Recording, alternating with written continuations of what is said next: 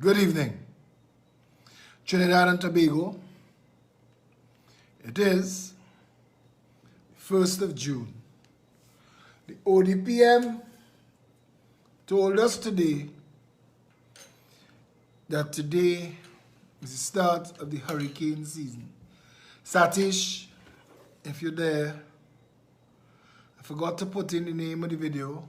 I could stop it and start over, or should I do that? Satish, the name of the video is A Way Forward. I forgot to put it in. So if you could, I'd appreciate that.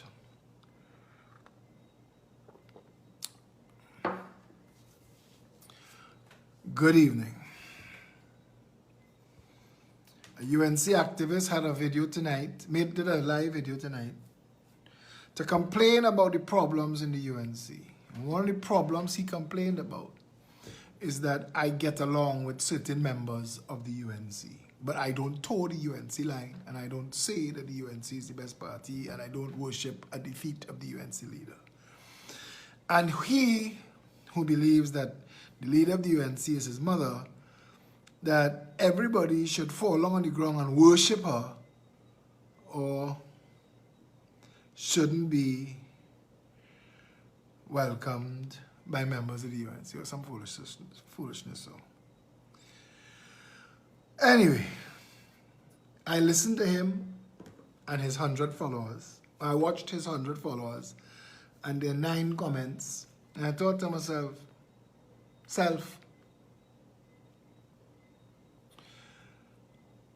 the people who own and operate the PNM, they're not in politics. They don't care about politics. If tomorrow another party came along that challenged the PNM, they would jump to that party. They're in the money business. They're in the get rich quick. They're in the generational wealth business. They don't care about politics. They don't care about race. They don't care about none of those things. They're in it for the money. The UNC. Now, wait. They know that, like the UNC, the PNM is supported by people who've been told that they are their race first. So, as long as you could continue the belief to them that they are their race first, they will support you. Even though their eyes see that you don't support them, even though they know that you will never support them, that at best they will get some handouts, maybe a hand up if they're lucky, they will drive past ostentatious wealth that did not exist 20 years before and find a justification. Like a guy who wrote an article in the Newsday. I'm going to read his article. It's 9:23. I started the video. ODPM say today is the start of hurricane season, which gives the government one more thing to screw up. So, hope and pray that on top of everything else, hope and pray that we don't get bad weather. Because we spoiled, damaged. We have a state of urgency, a state of emergency, a state of absurdity. So if Trinidad is damaged by a hurricane, they could only, all there's left to do is declare a state of panic and a state of frenzied screaming and running about. And I think we're close to a state of frenzied screaming and running about. I know I'm like a drift in. Everything will tie together, you know. You see,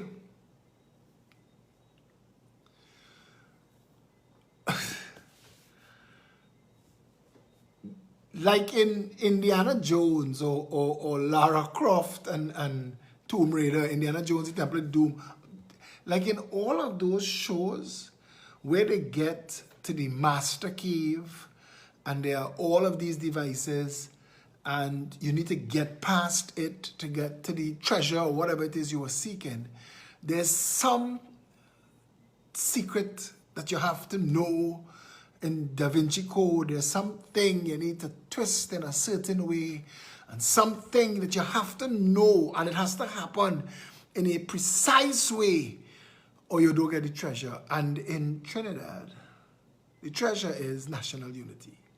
Without national unity, we're dead. And when we say national unity, let's be honest. We're talking black and Indian people need to stop political squabbling. So when we say national unity, it's because we have a sedition law. China have a bullshit sedition law. In fact, a lot of our laws are shit. But the government keeps them because it serves the government's purpose to grind things through the courts and distract. Everything is a distraction for the bandits behind the political parties. So we have to find ways to say, it's like the words rock and roll. I had to tell people years ago, nobody wanted to rock around the clock. Nobody wants to rock with you till morning comes. It's not rock. That's not the word they want to say. They want to say a word that rhymes with rock and spelled with the letter F. But they can't. So they came up with the word rock. And then Elvis Presley, who was the first person in the age of television to dance provocatively.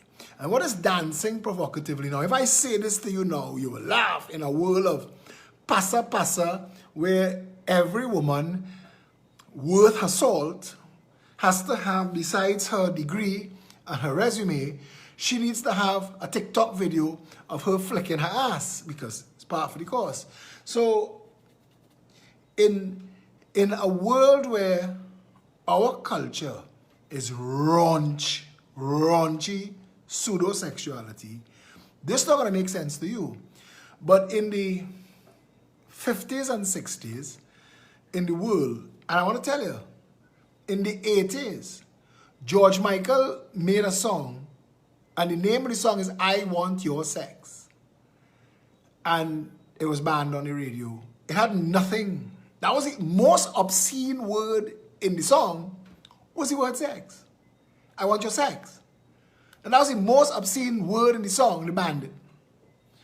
So it's quite recent that the world just threw everything away. Anyway, I'll come back to this. Elvis Presley danced by rocking and rolling his hips. That's where rock and roll come from. Rock is a dance. Rock and roll is a dance. You rock and you roll. What Trinis call whining. Americans were whining to Elvis Presley before we were whining to Machel and the rest of them.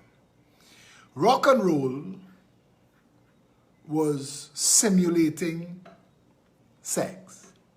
That's sexual gyration. And the reason for me telling you that is people have mastered the art of saying something else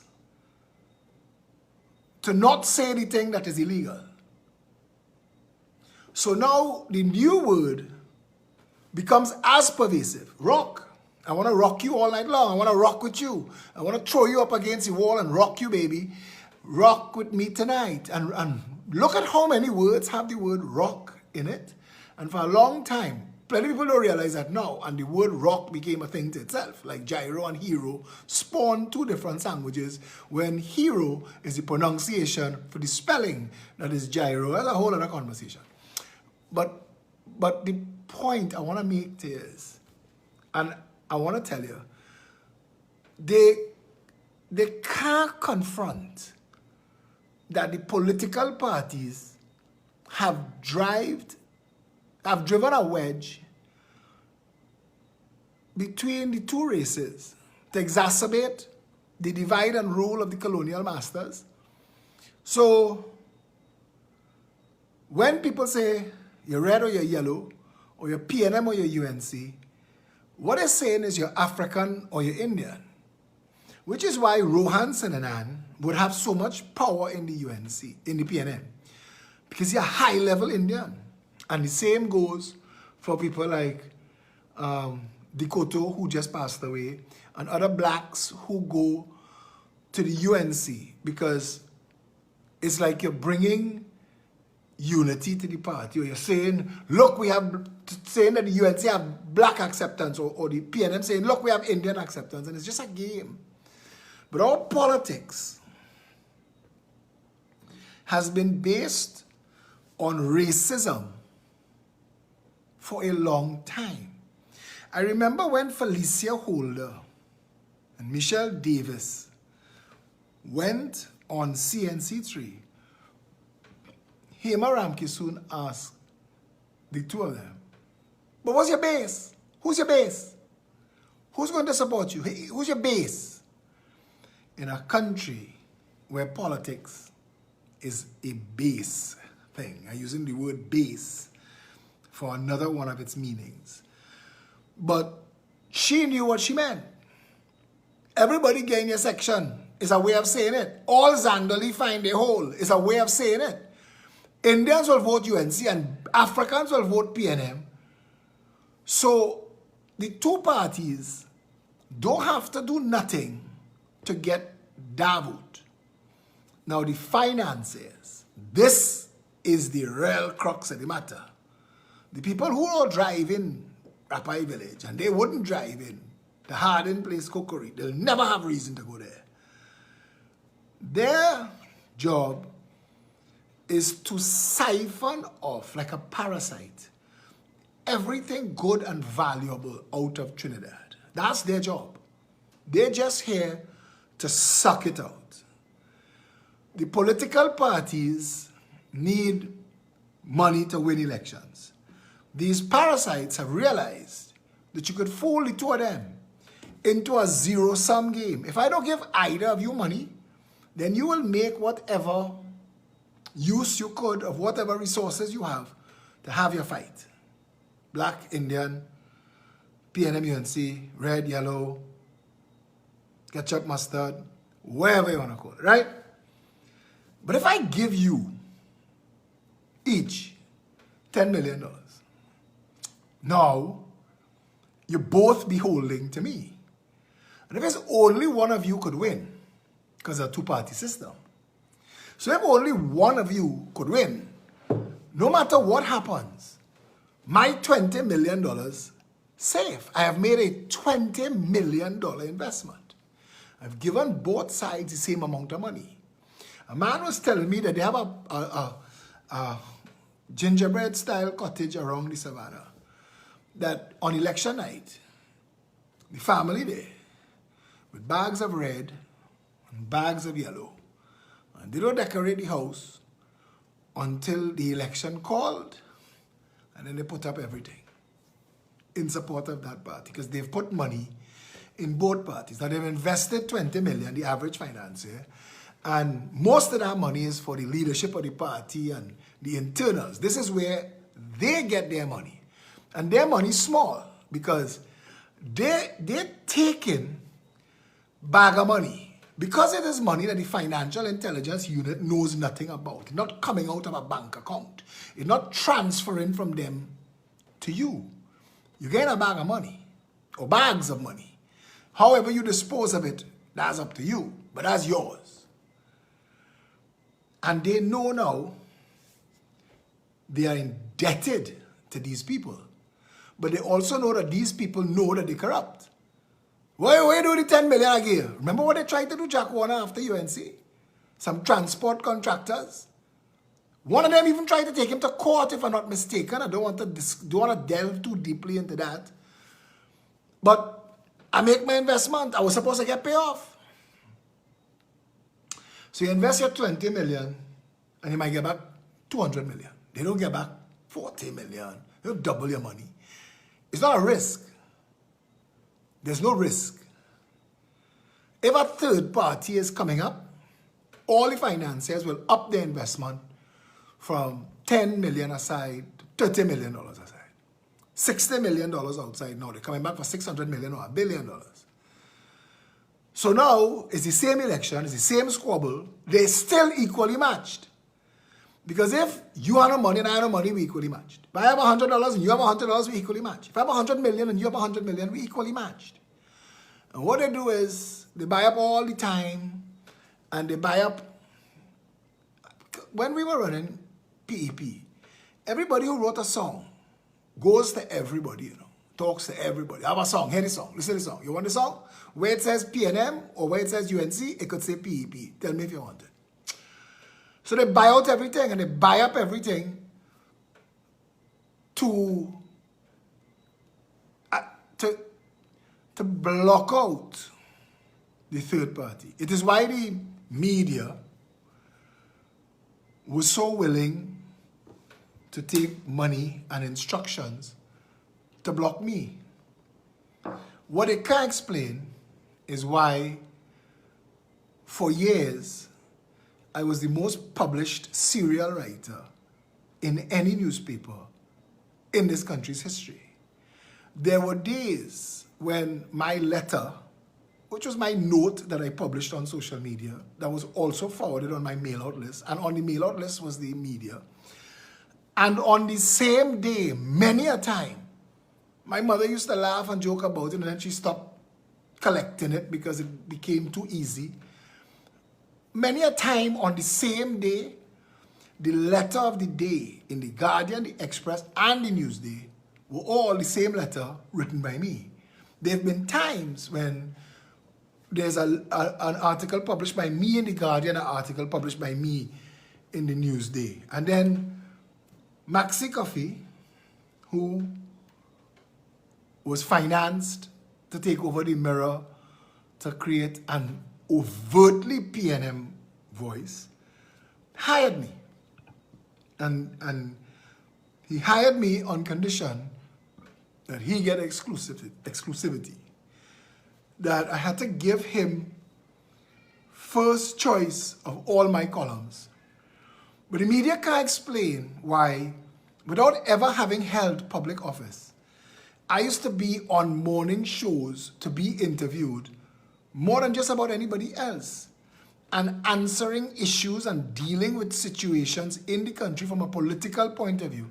But from the moment it was apparent that we were creating a movement that was generating some sort of buzz, those same financiers bought out the media.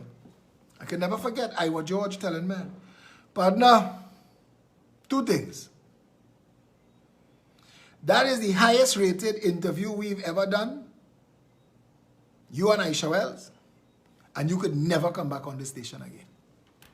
Because I just get a phone call from Balize House that if I ever bring Philip Edward Alexander on my station again, I will never get advertising from the state. Contrast and compare that to when I was writing for the Mirror.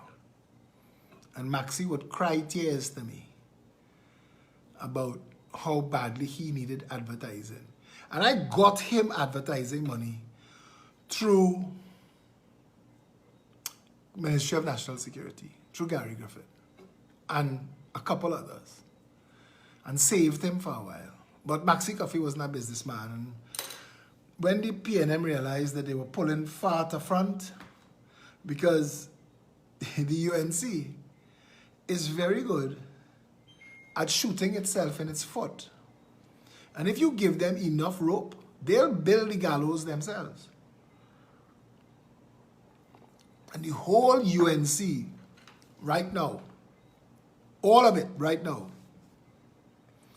is turned against everybody who has a voice that is not PNM and is not UNC and is waging a war.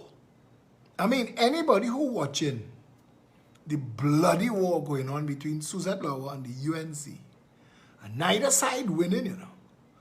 Neither side could win. Suzette can't go to the PNM. She can't. Not if she has a shred of decency or ounce of integrity, but worse than that. She said too many things that you can't take back. You can't oops them. So the UNC and Suzette are saying this to help both of them, to wake them up. The UNC needs people like Suzette. bad. They needed her. They were supposed to do everything in their power, regardless of what she said. Forget it. Jack Warner was, that's what I told you all. The reason there was a 2010 People's Partnership that won a special majority was Jack Warner. Jack Warner is like Gary Griffith. Those two gentlemen could hate you. They will work with you, deal with you, treat with you, meet with you, work together with you. But the UNC does not have real leadership now. The PNM has damaged Rudal Monilal to the point where he looks like Rudal Monilal, he sounds like Rudal Monilal, and every now and then he'll make a little squeak like Rudal Monilal. But he's too damaged to be of any value. Anil Roberts, as you know, and when I say these things, these people's knee-jerk response is to attack me back. And I'm not attacking you, just telling you the truth. The same Anil Roberts from Spock is not the Anil Roberts from Douglas Politics. You get a couple views, every now and then, he'll get a couple, he'll get a successful video now and then. But all the people who used to run him down and take him trotters and pay his bills, and that don't happen anymore. All of the people that he needs to attract will not be seen with him. People who used to trip over themselves to get in his circle before. The Anil of Spock will never come again. So he is permanently damaged. And the UNC was reduced to guard Christopher, a fella named Kingsley, who I'm not sure what he is, what his role is. He is just very rabid. He froths at his mouth like he has rabies. He is very rabid. And Trini Trio, but I knew that that couldn't continue. Trini Trio broke apart because that's too much. You can't build anything on hate alone. You can't. Look at what happened on Indian Arrival Day. The UNC posted on Kamla Prasad Bisesa's page a picture of Kamla in a nice dress that turned out to be a photoshopping of Kamla's head on another model's body. And when they realized that people found out, they pulled the picture. Now, I mean, to say that the UNC is a failure at communications.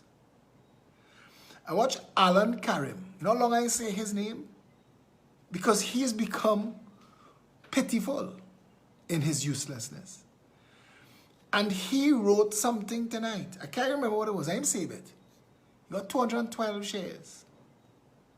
He is the front line of the UN. He is the spear-carrying general. He got about 60 or 70 likes, 212 shares. I was wait. I don't tell you about these things anymore. I was wait days to pass. If 3-4 days pass, you still only have 67 likes. Ain't going nowhere. God Christopher is such a spent force now that he is doing posts and writing. He's writing posts and doing videos attacking the UNC. And he is threatening them that he wants more money and he wants more respect. This is where their communications machine has reached. Trini Trio broke into two. Vicky and David Welch go on their separate ways. They had all cuss out in the public. I said nothing about it. Not going to say anything about it.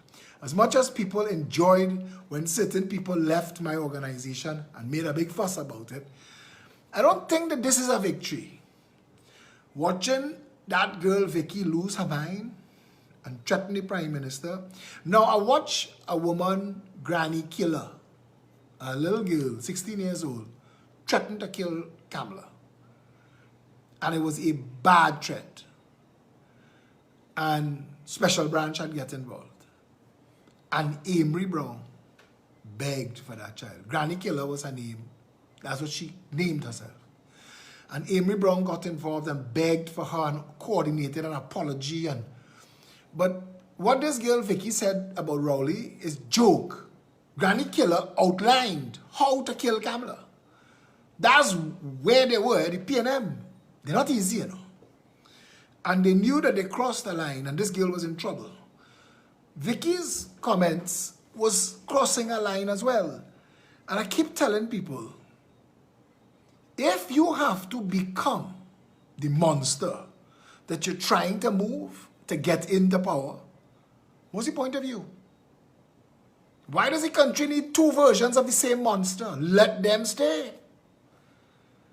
If you are not going to change the game and elevate people, this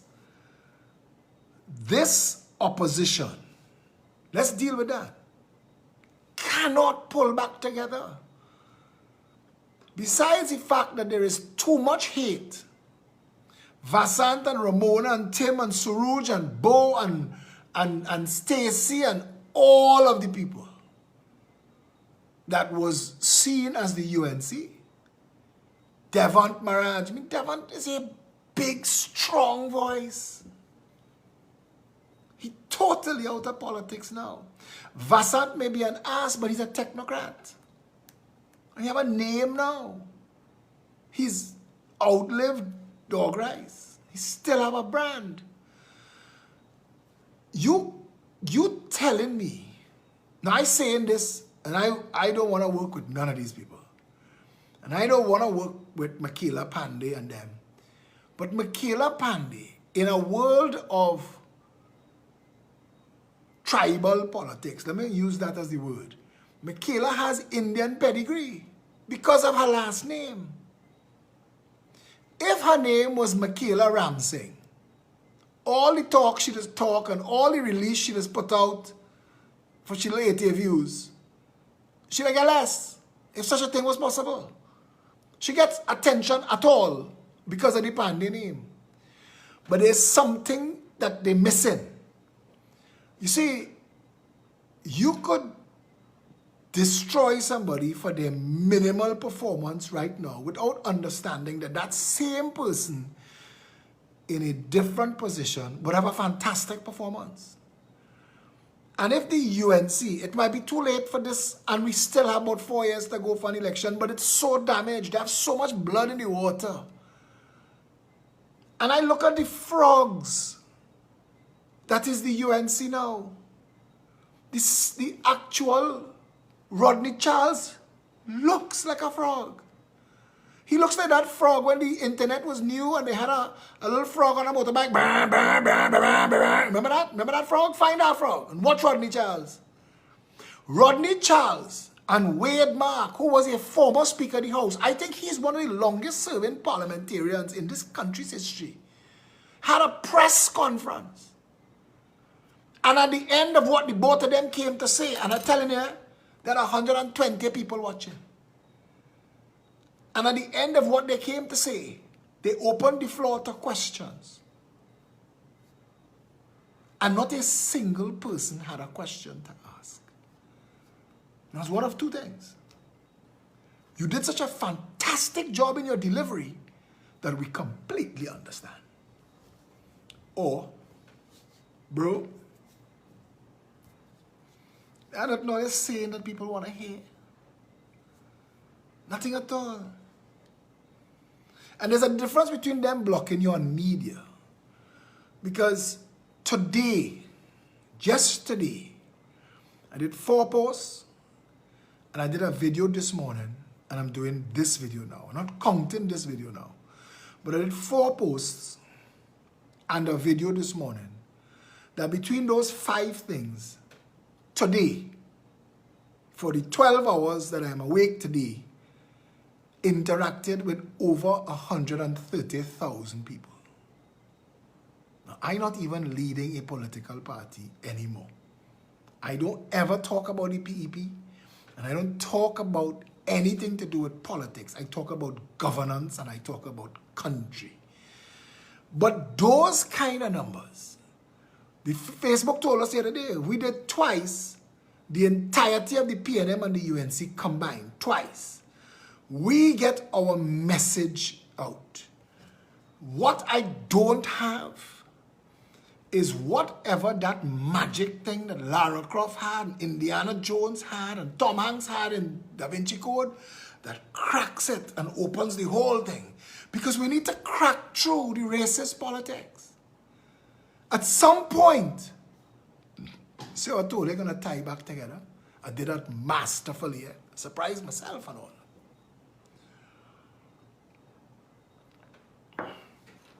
At some point, all of us know. I have a partner, Richard Board. He's a contractor. His wife is the marketing manager of Movietown.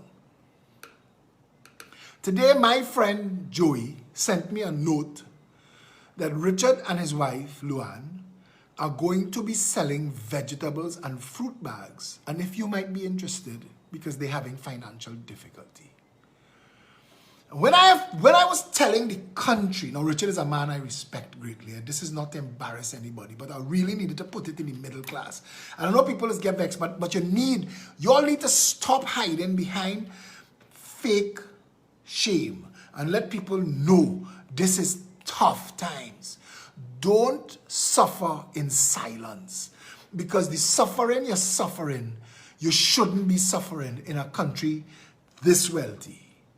None of our people should be suffering. One of the brightest people I have ever met was an uneducated woman from the Beatum named Keita Chandler. She's done videos with me.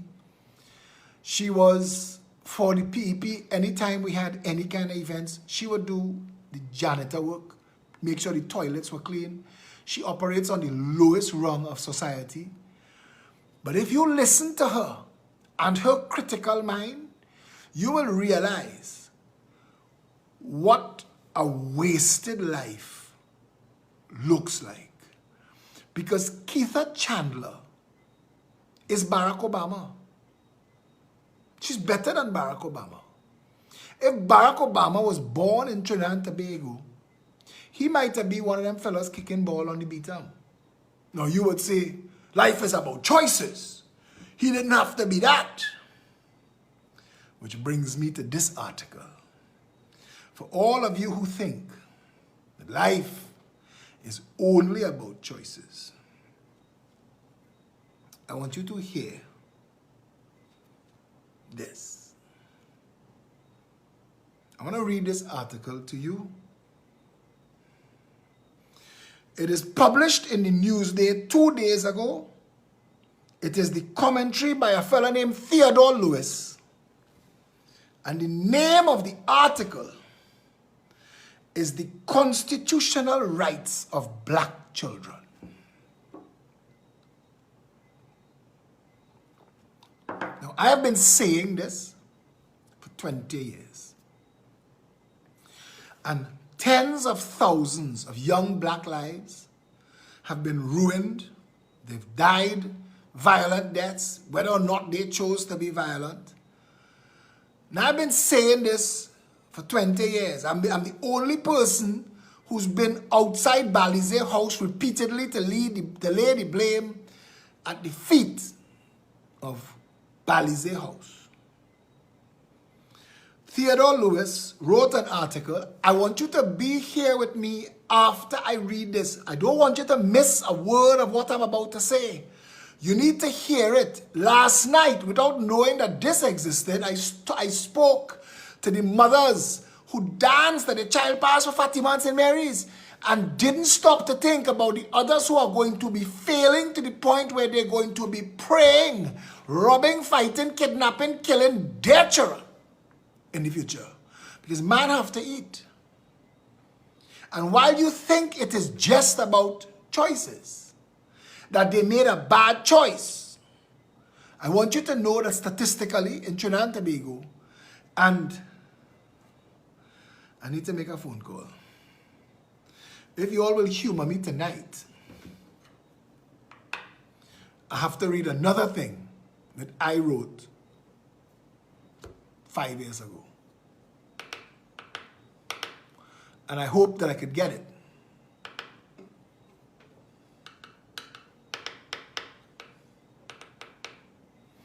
Right, so I can't get it that route.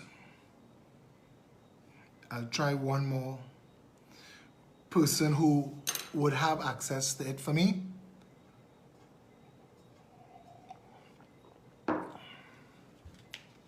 I'll read it, Mr. Lewis, first.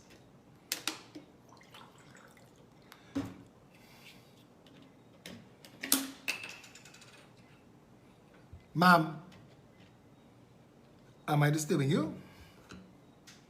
Remember when you and I were on Synergy for an interview and you read something that I wrote? You could put your hands on it and WhatsApp it to me.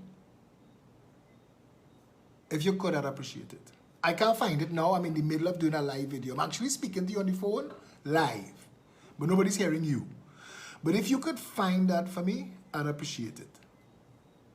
Thanks a lot. The name of that article,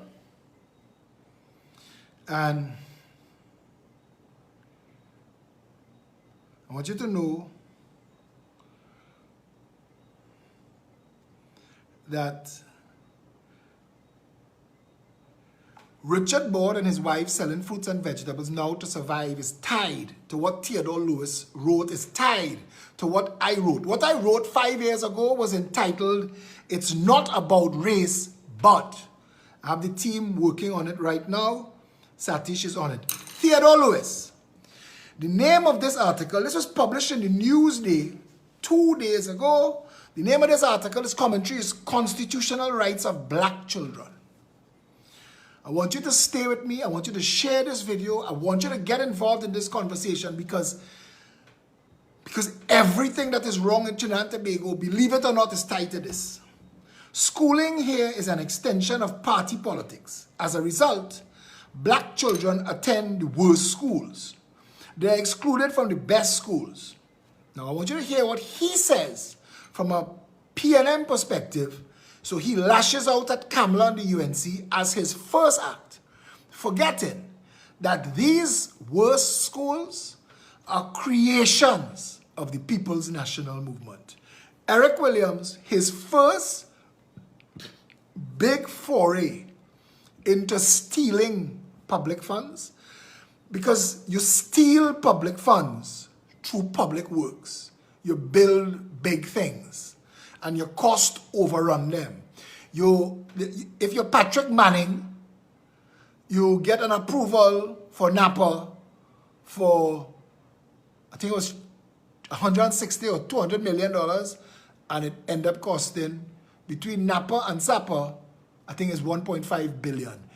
You get an approval, cabinet approval for Brian Lara, Taruba, $130 million, and when you're done, it's $1.2 billion. Tobago Hospital, $200 million, when it's done, $900 million. So all the extra $100 million you hear, 5, 6, 8, 10 times the price. That's the theft. The first big, massive theft. When you drive around Trinidad and you see all those secondary schools, junior secondary, senior comprehensive, all of those schools at the time were supposed to be built for $250,000 were built for $10, $15, $20 million. And they were built without a plan as to how they were going to be operated.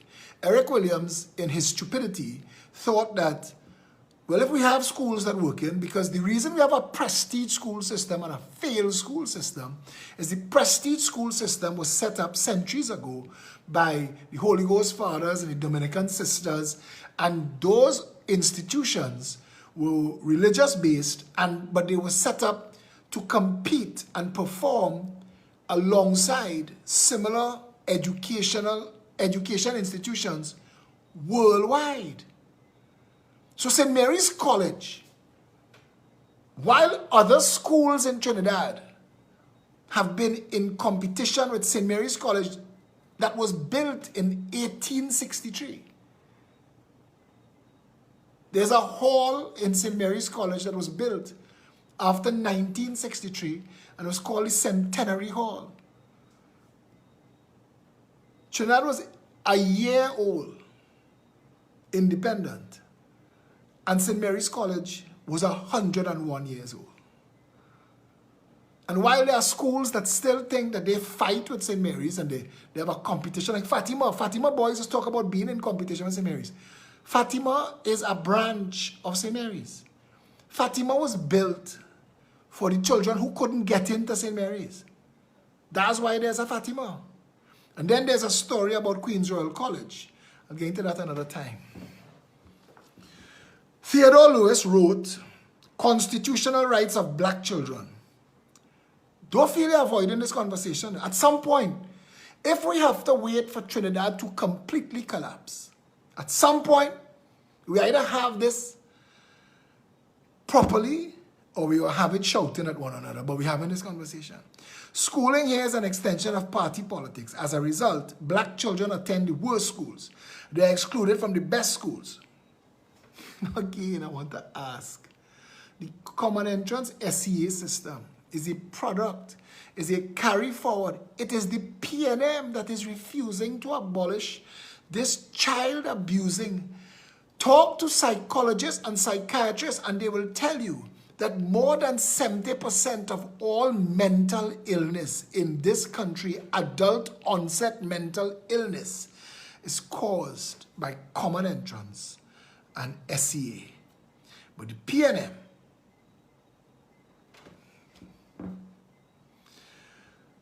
for example, when Samsung offered the People's Partnership the opportunity to convert 2 secondary schools into model technology-driven schools, then Prime Minister Kamla Prasad Bisesa chose Lakshmi Hindu Girls' School and Irie Presbyterian, her alma mater, as the models.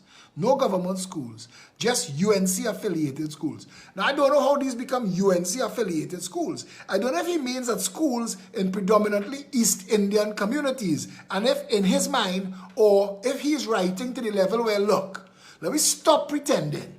If you're in Beetham, you're PNM. If you're in Caroni, you're UNC. No government schools, just UNC-affiliated schools. This was the prime minister of all the children, but she had a preference. She boasted about this on the passing of Satmaraj. Now, this man, he's talking about stuff, not fleshing it out. After Eric Williams decided that the only way for him to remain in power is to create an enemy for the blacks. Because prior to the independence of Trinidad and Tobago, blacks and Indians started to work very closely together. In fact, it was Indian politicians that carried the brain trust of much of what went on that led to our independence. When the Federation, which is what they were in England pursuing, fell apart, it's men like Tajmul Hussain who transformed the whole turn into, well, let me just get independence of Trinidad and Tobago, and wrote a constitution during lunch hours on the fly in the back of taxis. That episode, I just want to tell you, when Eric Williams created the enemy of black people was the Indian people, because Eric Williams did that when he started his recalcitrant minority bullshit. The country communities were left out of development, and it was people like Satmaraj who was responsible for building cowshed schools that educated young East Indian people at the time, because Eric Williams had decided that Trinidad and Tobago was going to fight his politics racially. That episode is a metaphor underlying how schools are perceived in the country. They constitute political turf. But black children suffer because they do not have political champions.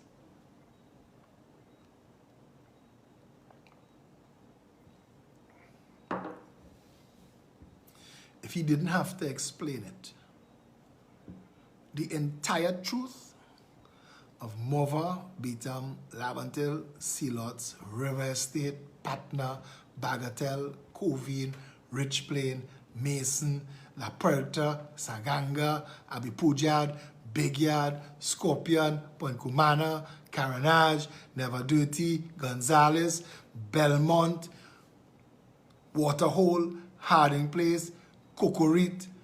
Those communities, all of them, practically all are west of the lighthouse.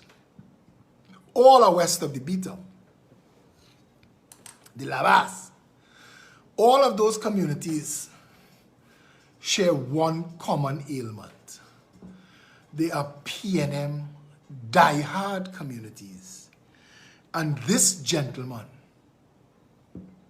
just said, as it should have always been said. And I want to tell this guy, brother, they can say what they want about you, but what you touching on here is truth that needed to be talked about 50 years ago.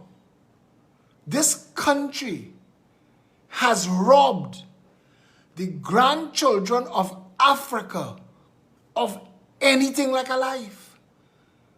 And they've done it by using some, by grabbing some and pushing them in a position of authority over all the other grandchildren of Africa. But they getting to eat nice, and them getting to live nice, and them getting to wear shiny shoes and drive with blue lights. So they're not giving that up. And that is Massa game. Massa invent that game. I know how to beat you. I just have to feed one of you better than you. And if I feed one of you better than you, he fight for me better than my children fight for me.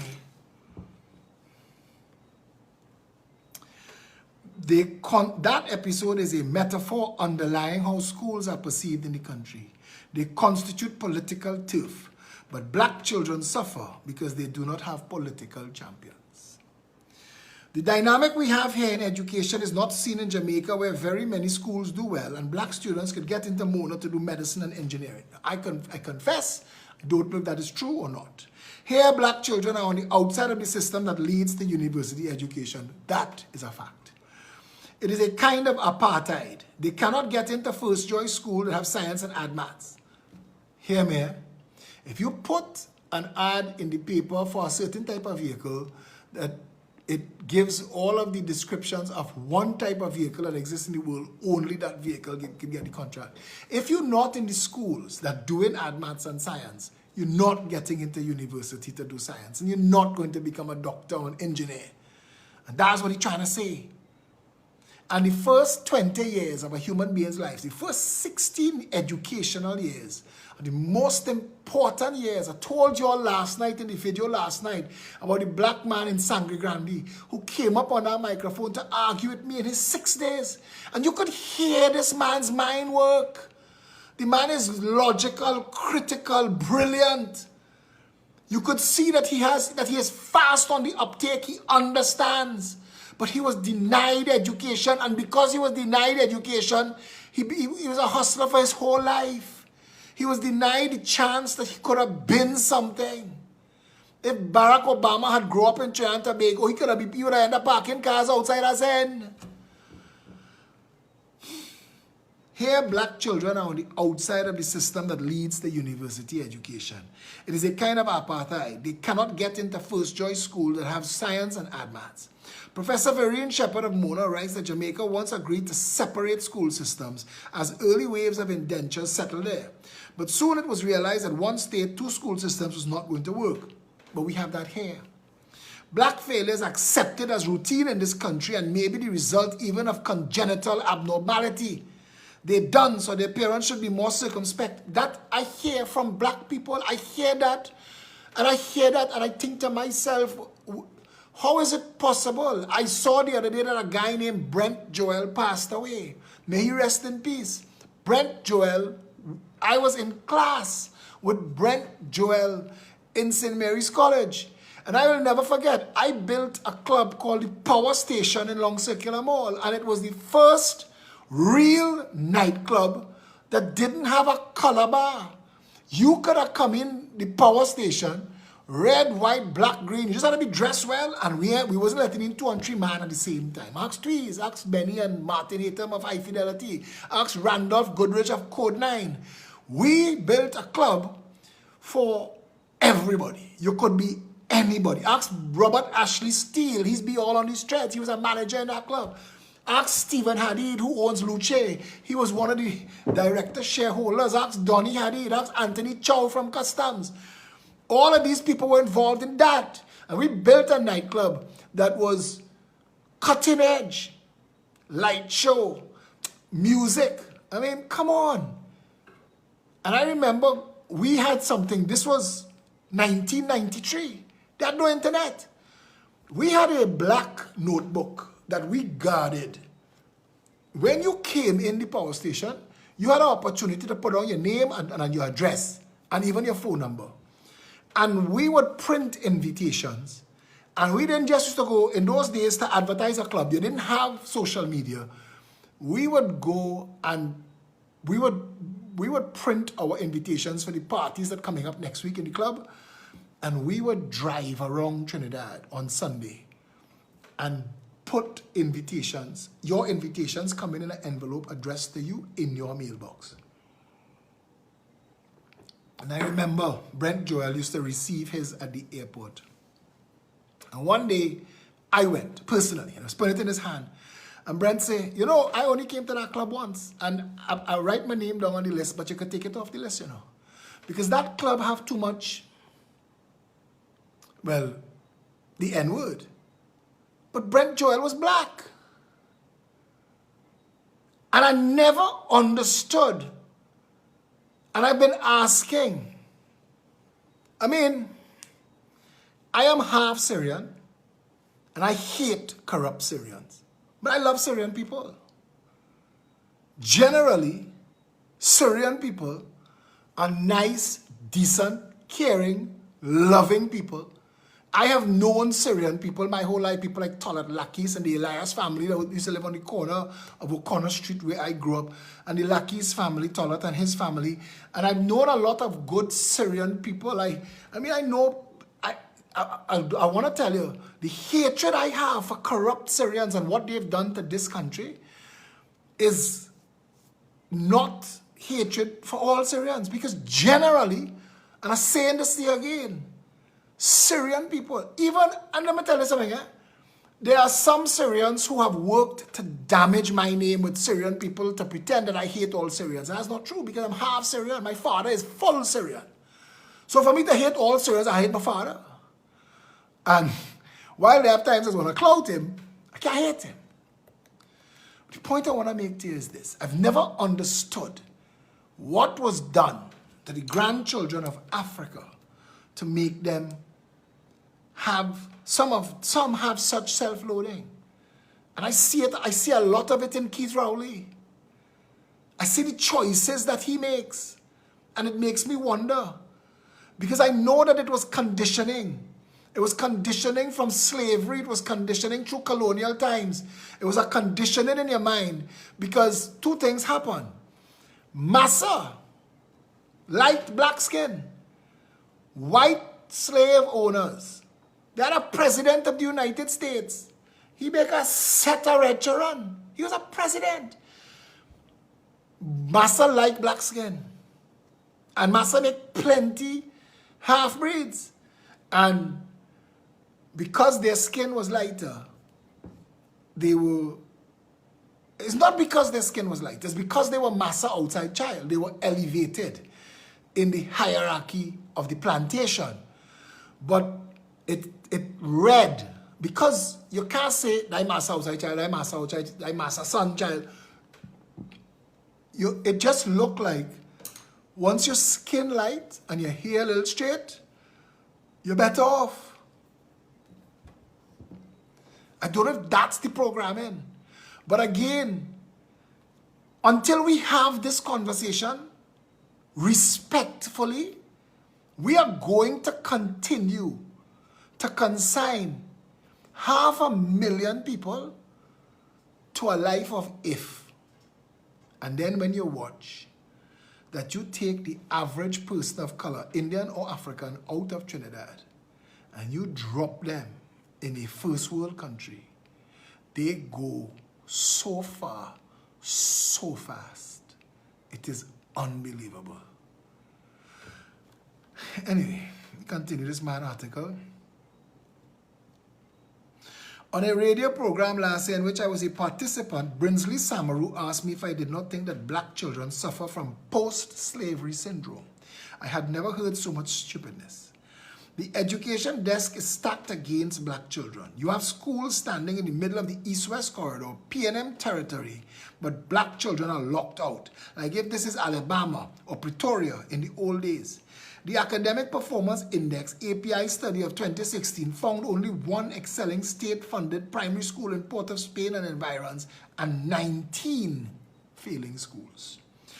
$5 billion a year for the last 20 years we're spending on education. Don't lose sight of that. It's not for a lack of money. One of these failing schools is Nelson Street Boys RC.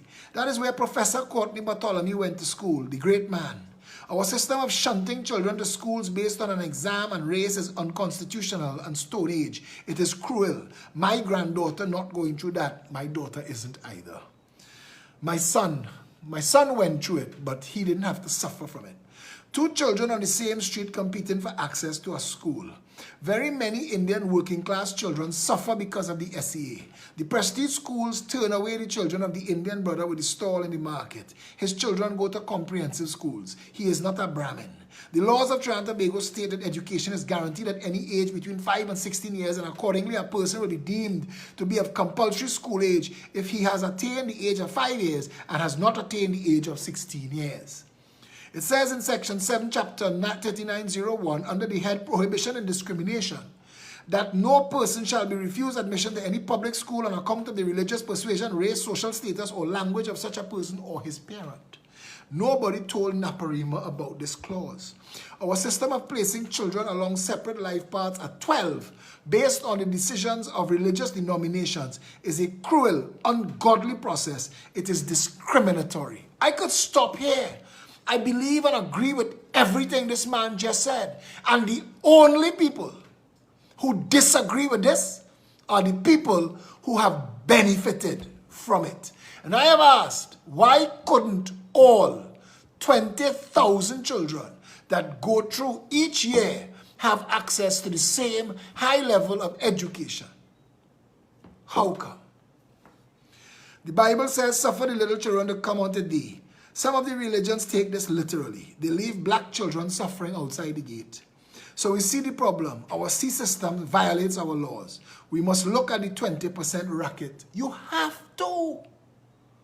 You cannot not. You cannot stack performance in society against people at the age of 11 and 12. And then come back and blame them when they're 16 and 18 and 20 and tell them make better life choices.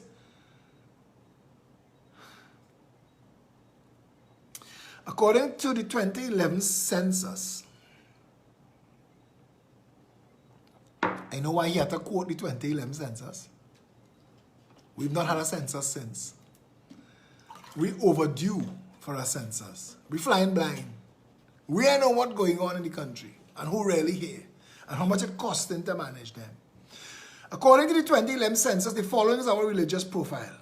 21.6% Roman Catholic, 18.2% Hindu, 5% Muslim, 1.5% Jehovah's Witness, 7% Traditional Baptist, 12% Pentecostal, 5.7% Anglican, 4.1% Seventh-day Adventist, 2.5% Presbyterian, 1.2% Orisha, 0.7% Methodist. Keep an eye on this matter of just 2.5% of the population being Presbyterian. How come they are entitled to 20% of children? Yes, Presbyterians run Naparima Boys and Girls, St. Augustine Girls, and Hillview College.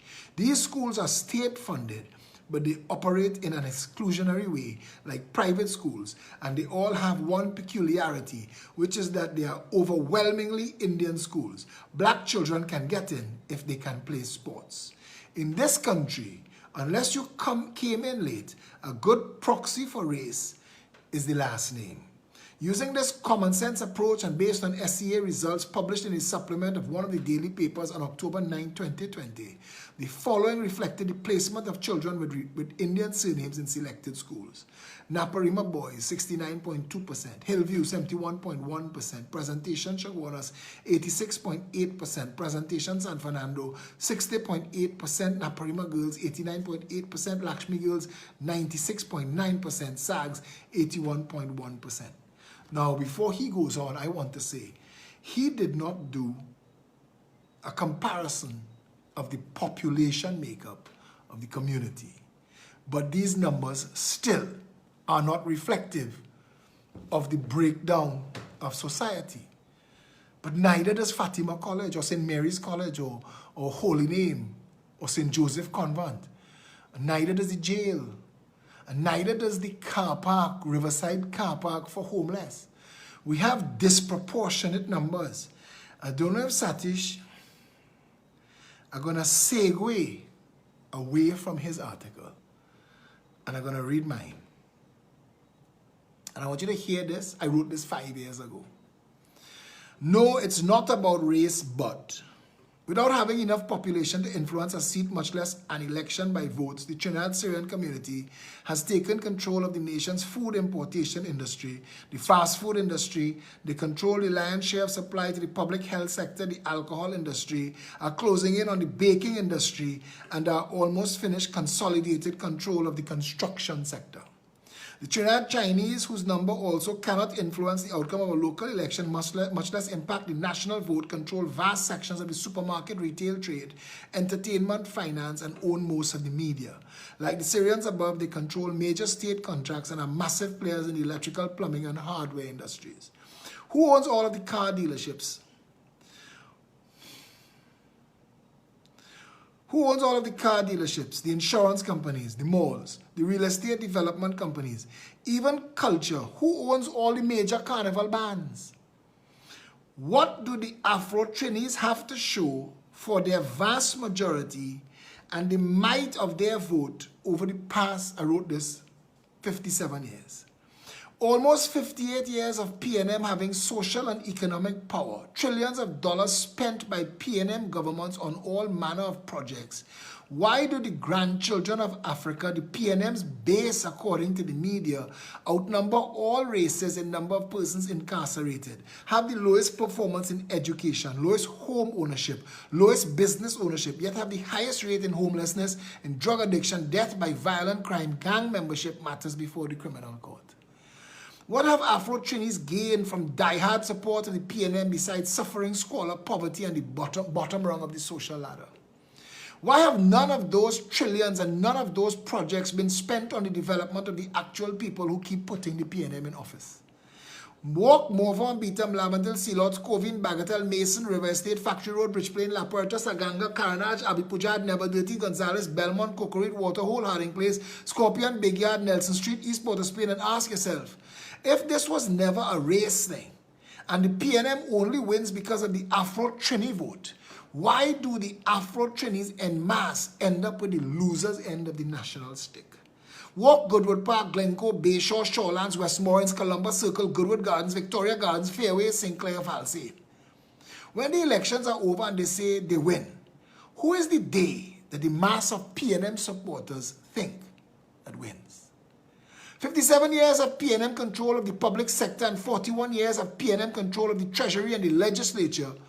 What have PNM supporters to show for all those decades of support as compared to everyone else? If the well-being of all citizens is the responsibility of government, and if one sector is failing compared to all the rest, shouldn't the government have a responsibility to have a national conversation as to what is required to change those realities, to undertake social interventions to lift all people to the same basic standard and give everyone a chance at a real contributing life? How long does it take to ensure a minimum wage is a livable wage, to secure this tiny nation's borders, to regulate banks and ensure that they treat their customers fairly, or to make the education system functional so that it leaves no student behind? How long before the development of the people beyond need and labor to development and goals becomes the national conversation? How come that has never been done despite the PNM having had control of the country for most of its independent existence? There is a Turkish proverb that says the forest was shrinking, but the trees kept voting for the axe because its handle was made of wood and they thought it was one of them. When the numbers are counted and they say they win, what do PNM voters think they have ever won?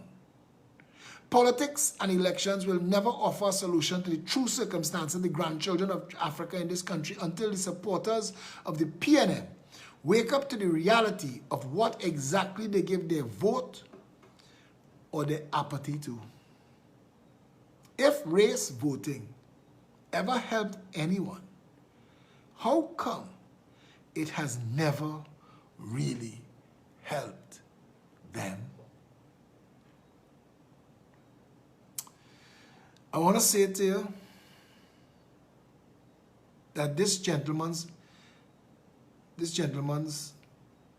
article is spot on. But for the fact that it has to contrast and compare PNM UNC, because he has to speak from one camp, it automatically creates a response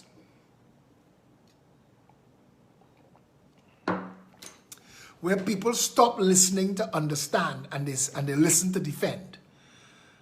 And even I reading it, it's hard to take in. It's hard to take in. I have heard people be described by others because of their color as having no value, no potential, no ability. I've seen some of those people, those same people, go on to leave Trinidad and do so well. I have a friend, I don't want to call his name because he's a real humble guy. And he was treated in this country, even when we was linemen growing up, he was treated like a real second class. And he went on to get into the medical profession. He's not a doctor, but he works in the healthcare system in the States. He's doing fabulously. Him and his family.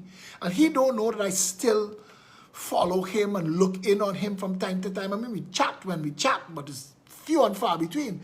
But I look in on him with so much pride.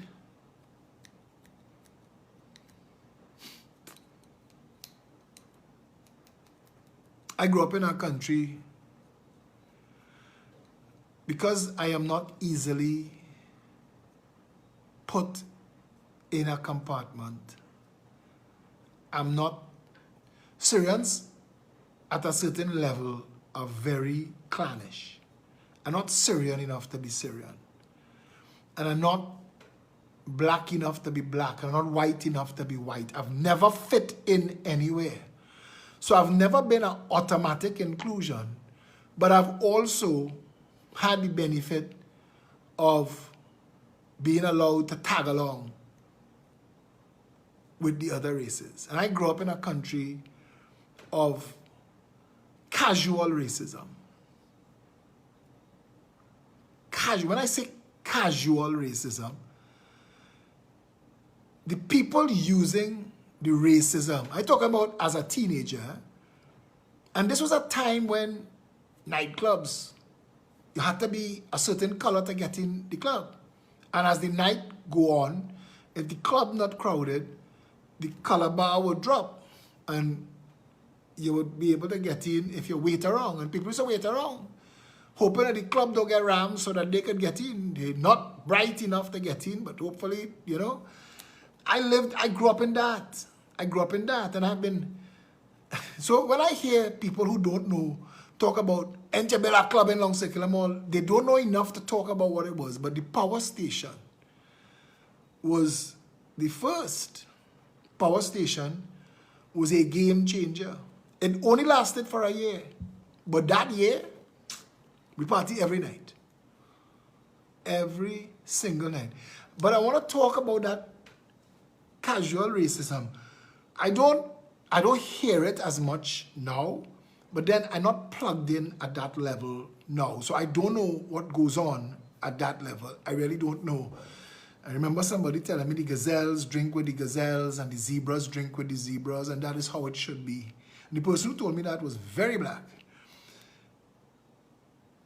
But I never got... I mean, I understood when we were separated by geography. So people in temperate zones over the millennia got whiter, and people in the hot sun got darker. I understood that. But when we all ended up living in the same country,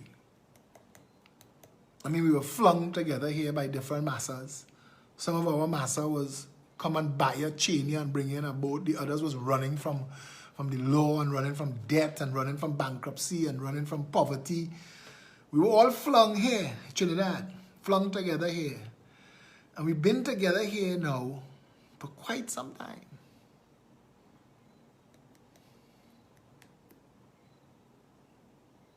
And I put the Trinidad and Tobago that the only reason racism still happens in Trinidad and Tobago is because of our politics. And the only reason our politics is still racist is because of greed. And it comes full circle. That the people who have no problem using casual racism as a means to an end pretend that they're not racist. We practice racism in Trinidad. It's in the conversation. And I want to use the word casual. It's too easy in the conversation. What's not happening in the conversation is how do we move beyond the politics of racism that is facilitating corruption, that is leading to the incompetence, that is coming back and making a self-fulfilling prophecy of everything that they want to say about people of color in this country. The thing to understand, the difference between America and Trinidad, and when this gentleman started talking about Alabama and Pretoria and thing, I wanted to tell him, in Trinidad, we are an independent country. 58 years now, masters of our future. We decide what we want. And that the party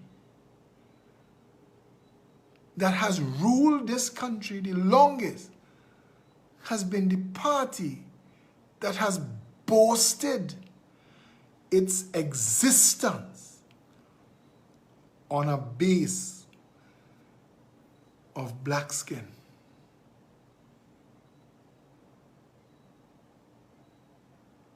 And that the only reason the grandchildren of Africa would be failing this badly in this country is if those in charge of the PNM wanted it so. I'll give you another example. I wrote an article in the papers about fixing traffic in Diego Martin. This was early in the People's Partnership. I was the strongest voice against them. I said, get them hits, hit after hit. And that's why Jack Warner have my respect. No Sabga, no matter how much money they have, could ever class with Jack Warner as black as Jack is. Let me tell you why. I hit Jack Warner day after day. I invented a column called the Jack Awards for people who cock up the most in the country. Every month, there would be like the Academies and the Grammys and the Emmys. I did the Jack Awards to attack Jack Warner. And Jack would laugh. Jack would get it. Jack Warner never, at no point ever, did it cross his mind to issue a pre-action protocol letter to ask for you to cease and desist. Jack Warner is 100 times Sabga. 1 million, David, blackjack a million times, Sabga. I ask a question in the public space that was in the public media, and just because I mentioned Sabga name, pre-action protocol letter, publish it in the Guardian. Small men, small men, Jack Warner get hit, not just from me, every day. They bring this man from who write book about him and all kind of things. Man stand up and take his jam. Get Jackie jacket and Jim his gym boots. And I will say that to my grave. Jack Warner taught me stoic politics. I watched that man take hit after hit. You pick up the phone and call Jack today, he answer your phone call.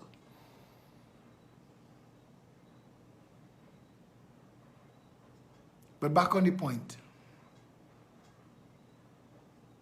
If the PNM wanted the black communities in this country to prosper, they would be prospering. Because Goodwood Park and Gulfview couldn't prosper on their own. Politics helped them prosper. And we, in this country, we who blame people for their condition, I want you to remember what my father had said to me as a very small boy. It stuck with me all my life. He was explaining to me tolerance, how to see somebody's condition differently. He said, there go I, but for the grace of God. And I think that in every time and every situation, when I see somebody as beneath me, nobody's beneath anybody. The reason we have crime and failure in this country is because of politics. Racist politics. Racist politics that needs to control the black vote.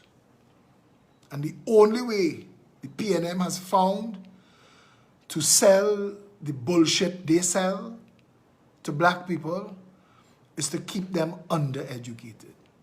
So while this gentleman's column that he wrote has statistical facts, there's history behind all of those institutions.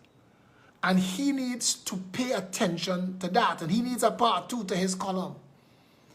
Because he needs to go and find out all of those schools that he talked about, that he called UNC affiliated, what it took to build them and to get them to where they are.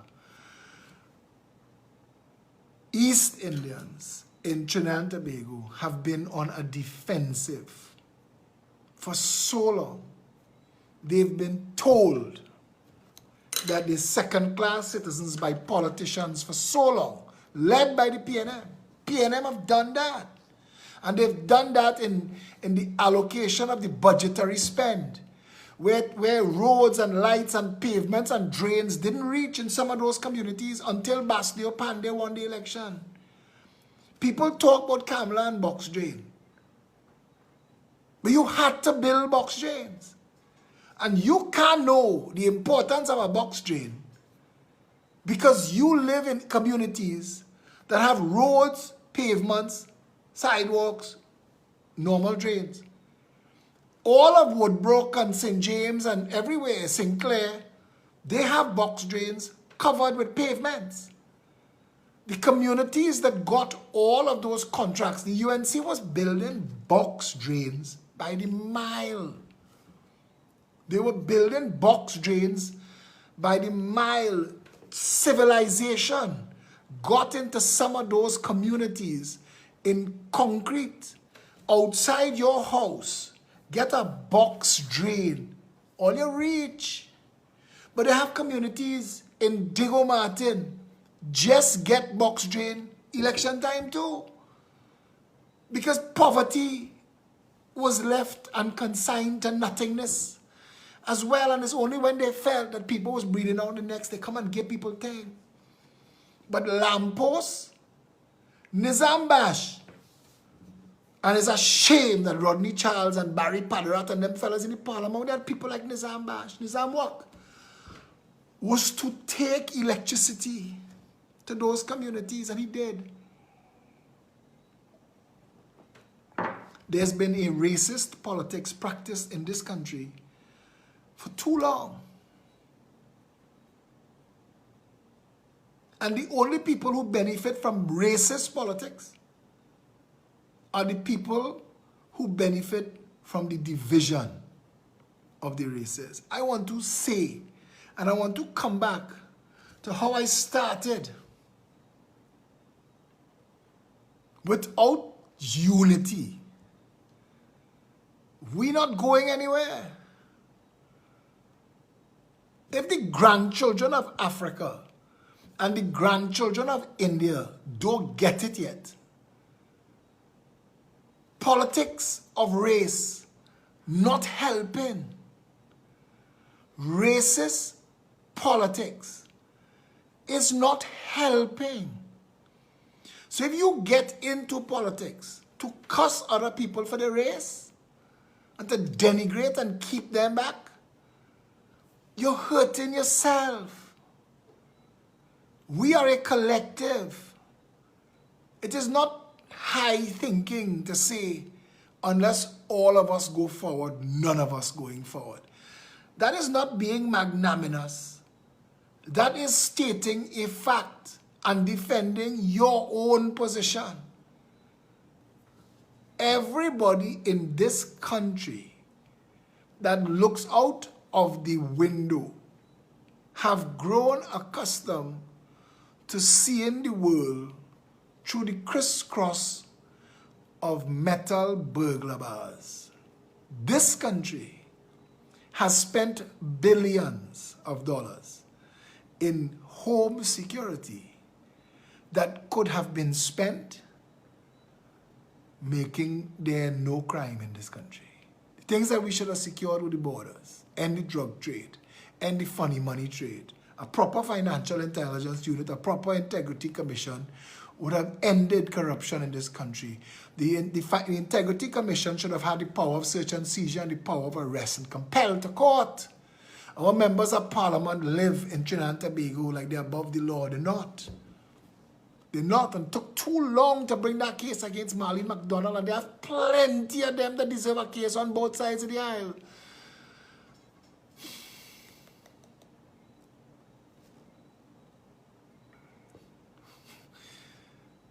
What's the trick? What unlocks it? What will unlock us politically and free us? You know who came very close? Andrea Barrett. Andrea Barrett came very close. That's why they had to go in the parliament and make it a race thing, and we didn't go there with them.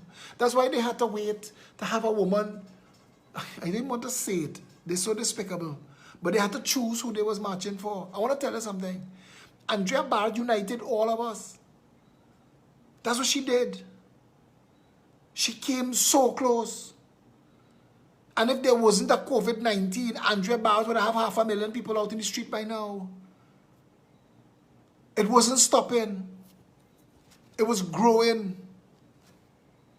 COVID-19 prevent that from happening. After Knox Street, we went Baraka Grounds. The meeting after that was Arima. We didn't cancel Arima. We had about 10,000 people in the road in Arima, you know.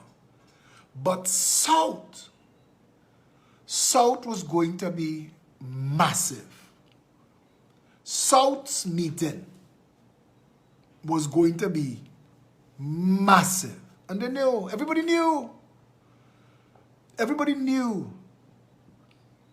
We went south to just address the people, tell them no gathering. We had police. From minutes before, we had high-ranking assistant superintendent come to there with us. Have this. C3 ram down the road. Thousands of people in a car show. So it was COVID, but it's not COVID. Thousands of people in Movie Town. Thousands of people the next night again in Movie Town. It was COVID, but it wasn't COVID because they knew. And they know that we have 128,000 signatures sit down somewhere. And that COVID must done. And they're hoping that the people not just paused.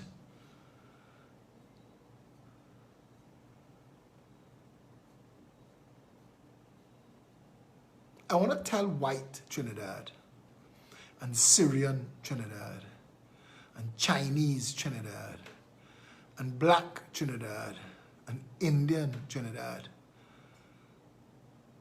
to really end the racism now. Forget what anybody else doing. You do it. You don't be racist. You stop it. You stop it on your end. Stop it. You make the first move every time. Do what Christ said. Turn the other cheek. It's hard. It's pressure. I know. You think this politics easy for people like me? To be in the middle of the road fighting for a better Trinidad and Tobago when all of politics is just line yourself up with a side and make a money? You know how much money I turned my back on? How much victimization I had to put up with? You know how much bullshit?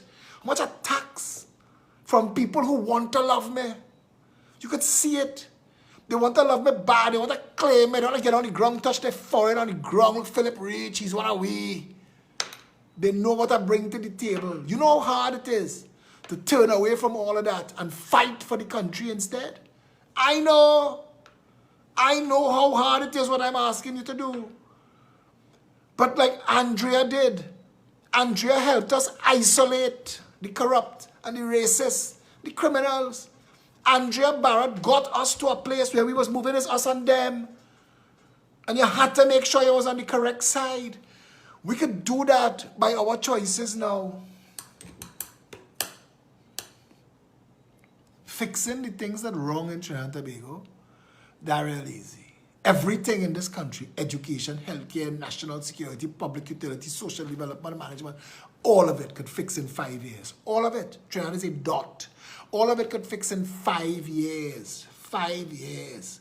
That's a lot of time. $60 billion could buy Grenada. It's a lot of money. And that's what we spend every year. We spend $300 billion every 5 years. We're going to be buying up islands in the Caribbean. Trinidad easy to fix. The problem in Trinidad and Tobago is the politics and the tricksters behind the politics of race who are ruining this country. Do not aid and abet them. Do not give them comfort. Do not come on social media and make racial attacks against each other. Don't come and talk shit for shit's sake. It's not feeding your children. It's not benefiting you. There's a reason KFC closed tonight. There's a reason Häagen-Dazs closed tonight. There's a reason the country shut down. There's a reason there's a state of emergency and a curfew and lockdowns. Is a failure of government because COVID-19 came at this country like a tsunami and the normal everyday incompetence taking us for granted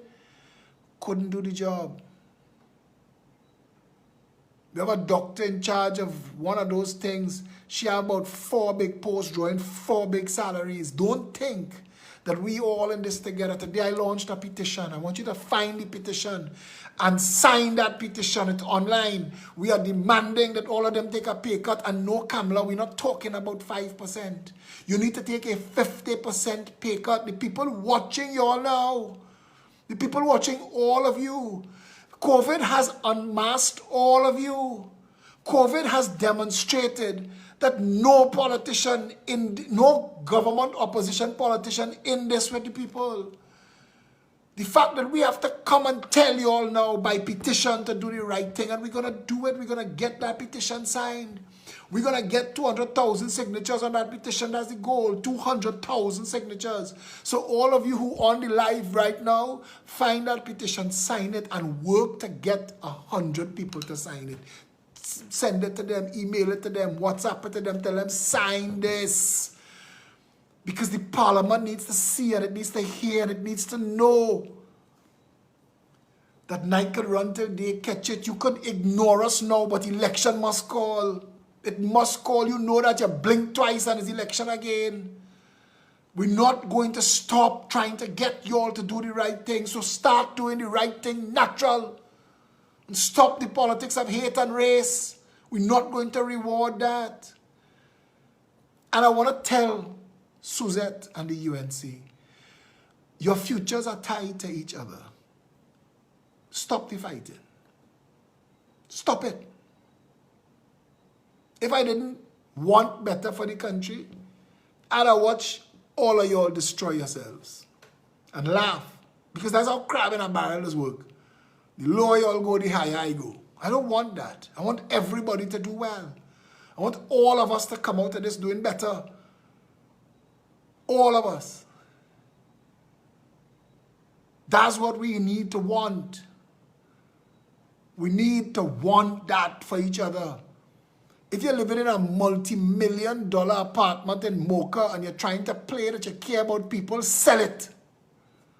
Buy a humble apartment and give all the rest of the money to the poor. And if you can't do that, hush. Hush. Stop talking. People seeing now what people seeing you for what you are. All of you. The country should not be so segregated. It shouldn't be so difficult for us to live together as one people.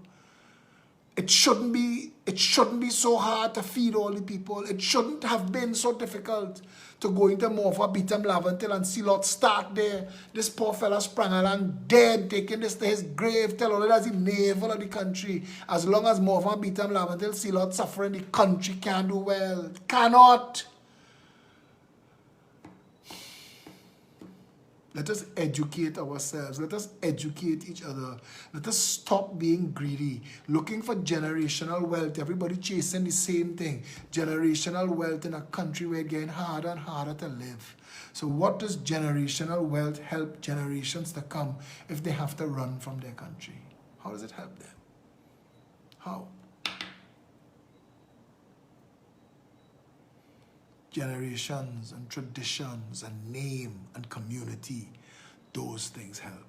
You could walk down the road and people say, hey, use Mr. Jones' child. Boy, me and your grandfather used to pitch marble in the river. You see that? Money can't buy that.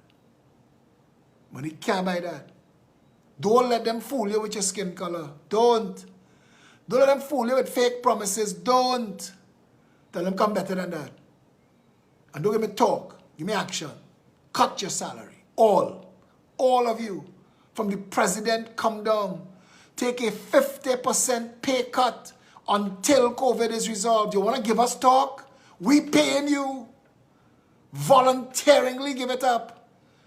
And Mr. Rowley, those people who have jobs and ministries that we don't need right now, terminate them. Save the money. Don't need a minister of sport. Don't need a minister of transport. We have too many ministers in jobs right now that doing nothing. Take that away. Save us that money. Because if you're not doing it, you don't care about nobody because it's poor people suffering. And what's the two races making up the majority of the poor people in this country? Check yourself. We've been wrecking ourselves for 58 years. Yeah? We've created a citizens union to stand and defend people against public sector and private sector abuse. If you're not yet a member of the citizens union, it is the organization that I lead. It is not a political organization. It is a strong activist organization. But it also helps people in business. Today my partner tell me, say, boy, you put up an ad for me and sell 20,000 bucks a mask, a whole 20-foot container. The only ad I had was you. I like knowing that my voice does that. I like knowing that my voice can help people.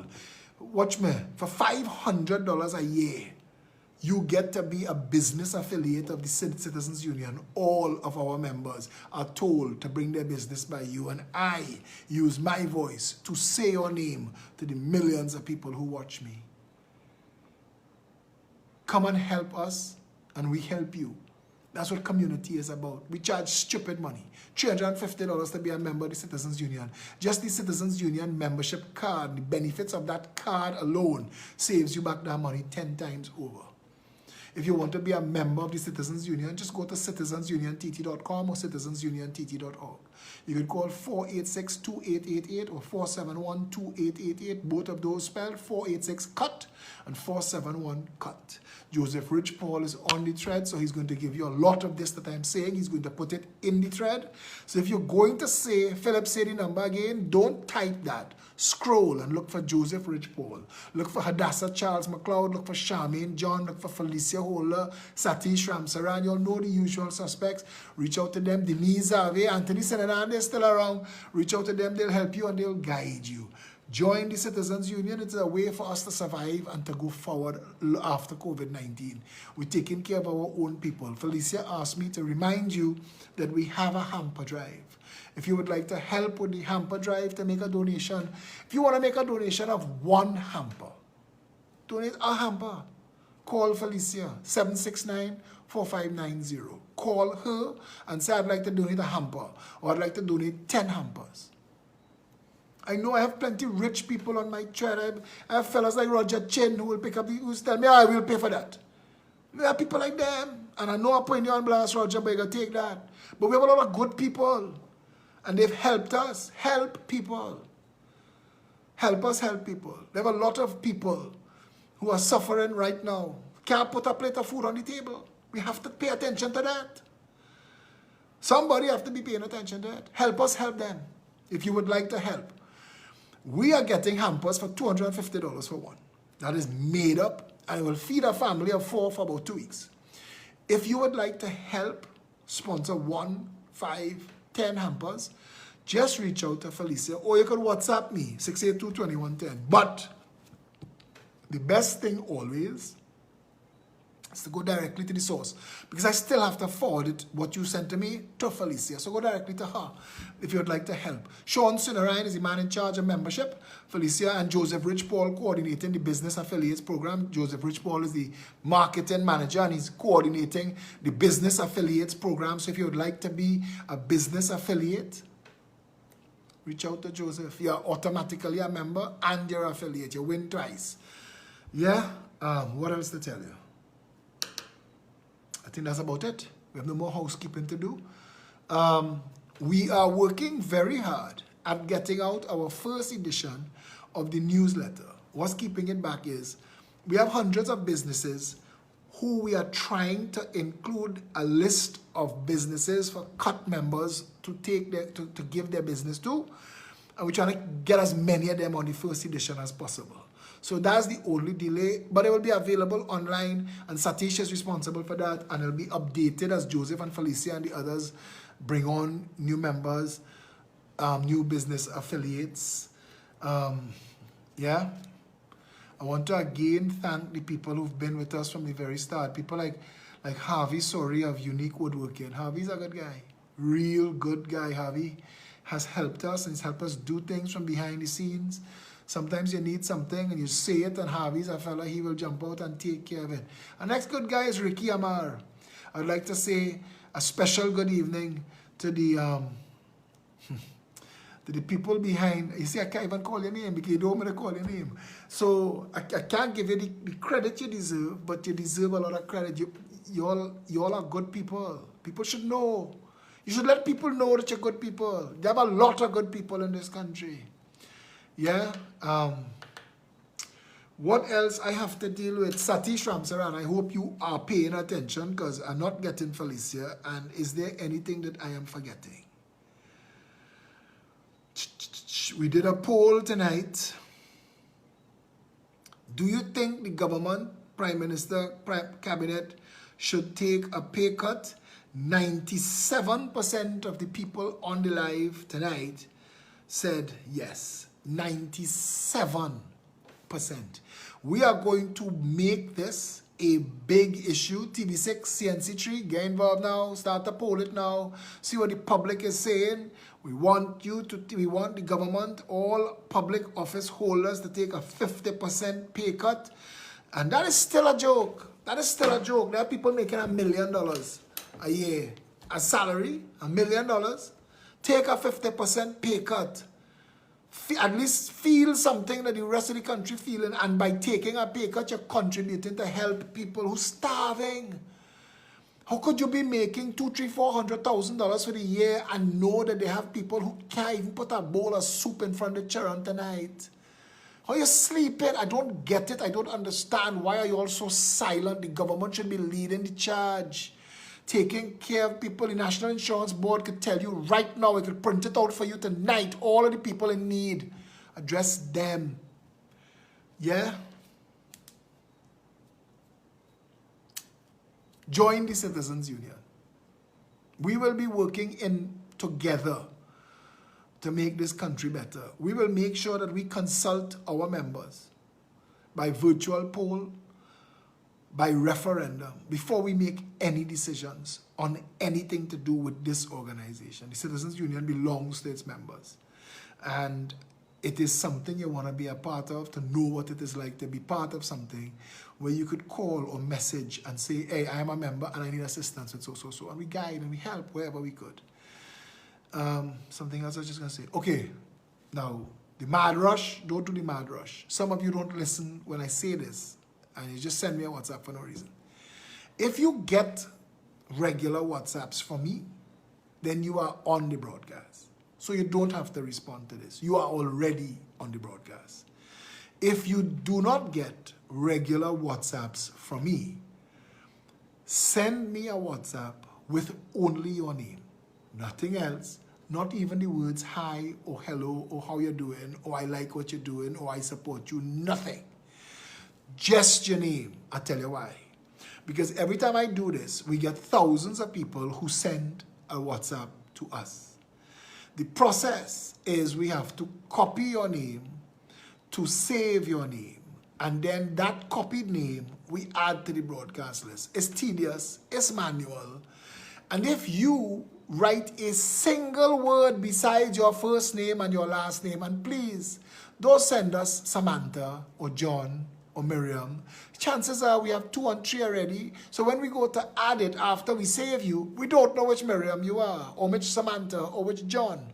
So you're going to need a first and a last name, okay?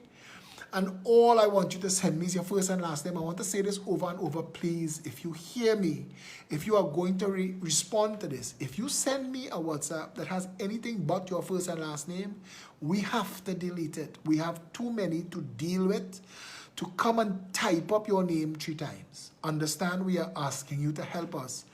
Give us just your name, first and last name, as a message. WhatsApp that to 682-2110. That's my phone number. That's not to say call. I'm stopping taking calls from numbers I don't recognize. If you want me to call you, if you're having a problem, the best first step is to WhatsApp me. Send it as a WhatsApp. If we could respond, if we could help, we call in, we message in. You all see, I everywhere. Anything I can do to help fix it, I help it. All right?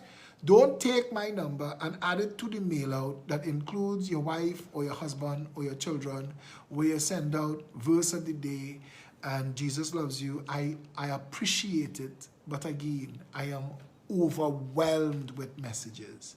So I appreciate the thought that you want to bless me, but stick a pin for a little while we get on top of all of the communicating. If you are not yet receiving a WhatsApp from me, send me a WhatsApp to 682-2110 with nothing but your name. First name and last name. Yeah? So I think that's about it tonight. We went an extra half hour. I was supposed to interview 2 people, some farmers who are having some difficulty with Namdevco market. And that didn't get to happen tonight, but I am going to work out something where I'm going to interview them in a special meeting, a special live video, just for them. Yeah? And if you could see how many WhatsApps are already pouring in, and I don't mind. Just give me your first name and your last name, and we will take care of you. It'll be a quick process, and you'll be on the WhatsApp broadcast.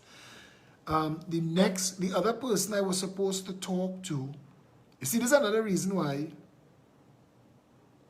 I've asked people not to send me unnecessary WhatsApps. Because I can't find the woman who I'm talking to who delivered the child in the car. And I need to get in touch with that person. But in the sea of WhatsApps that I have, I can't find her. So I'm asking her and I'm praying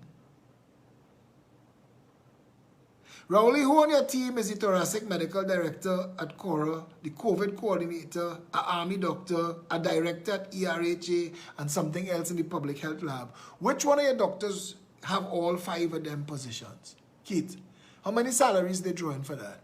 And why 5 people couldn't get them jobs? I'm trying to reach this person who sent us, who was talking to me and she delivered a baby in a car. I want to have that interview with you. I want to go through something before I go.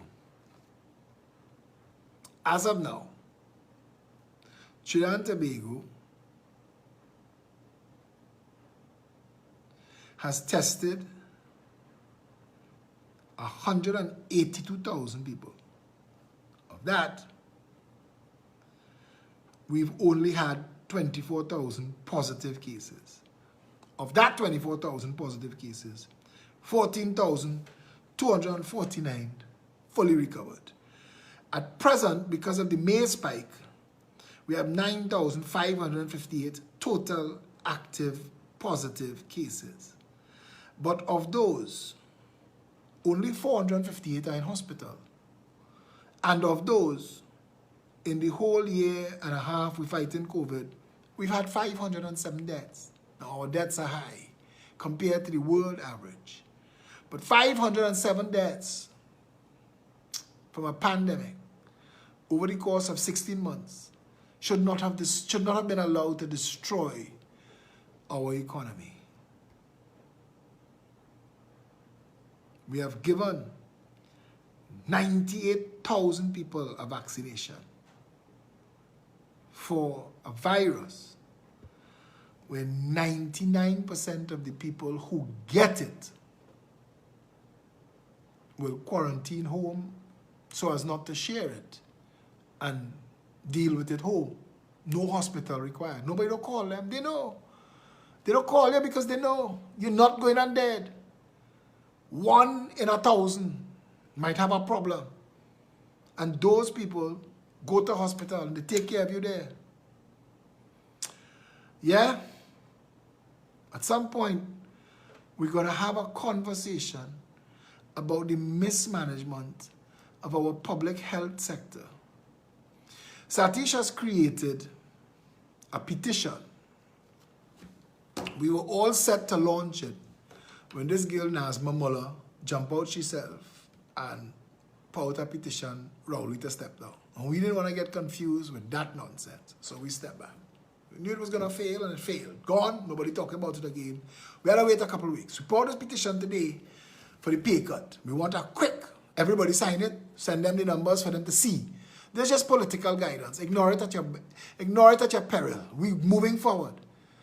The petition that we are creating is an actual database, and it's going to require your name, your address, and your phone number. Now, the people who see the petition, they could see your name if you want, but they won't ever see your address or your phone number. That's for us to keep.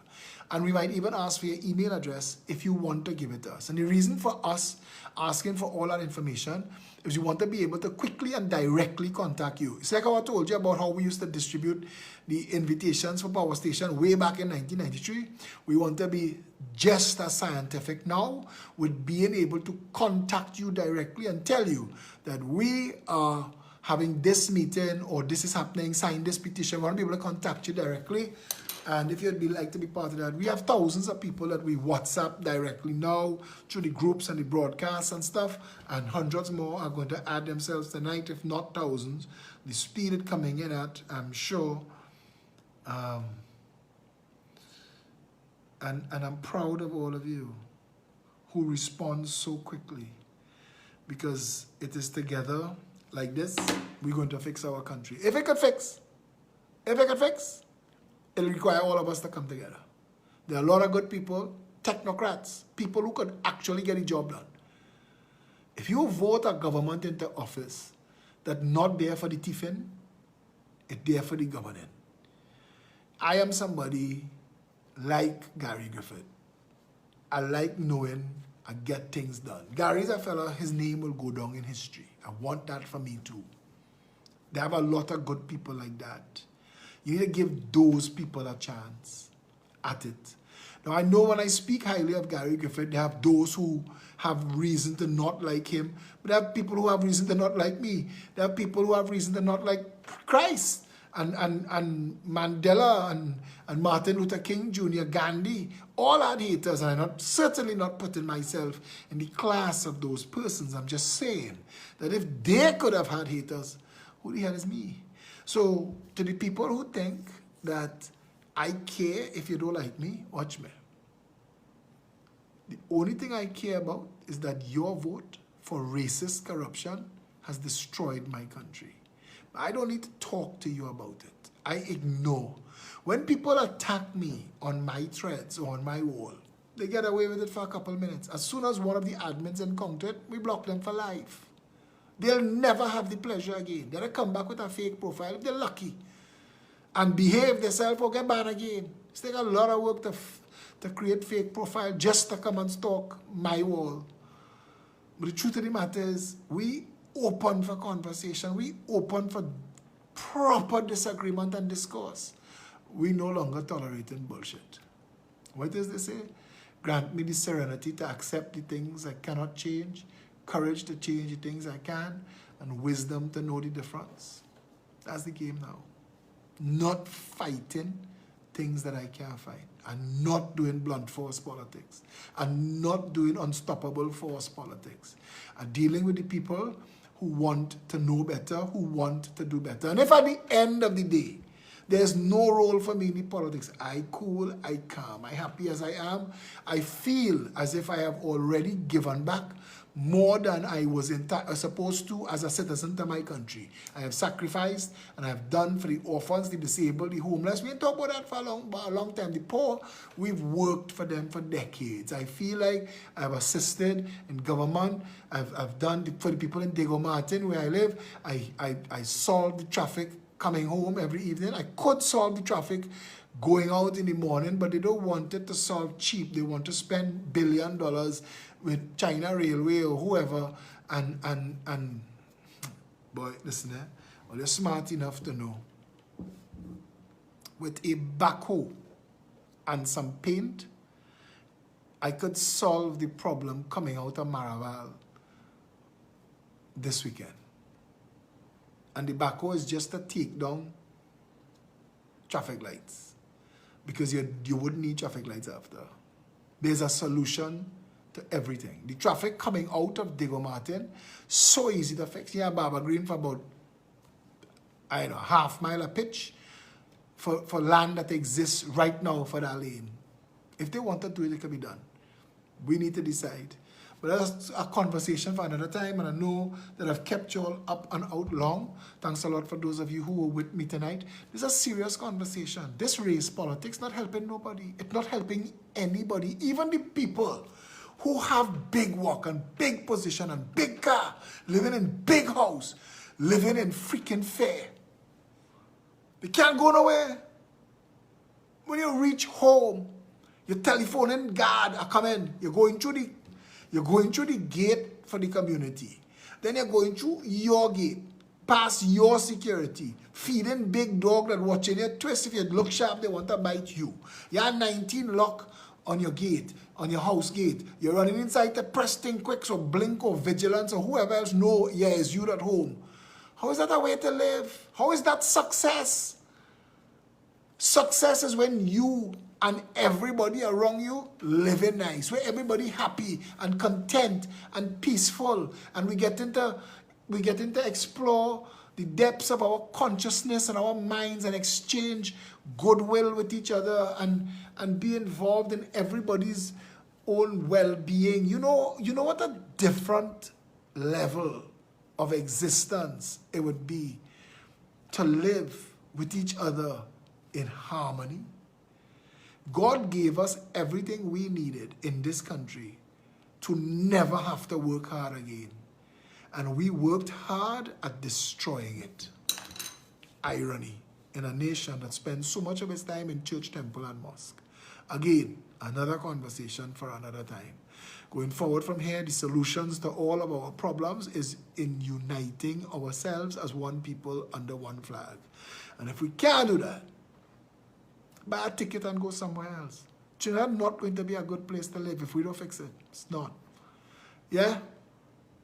Until tomorrow, stay safe, Trinidad and Tobago.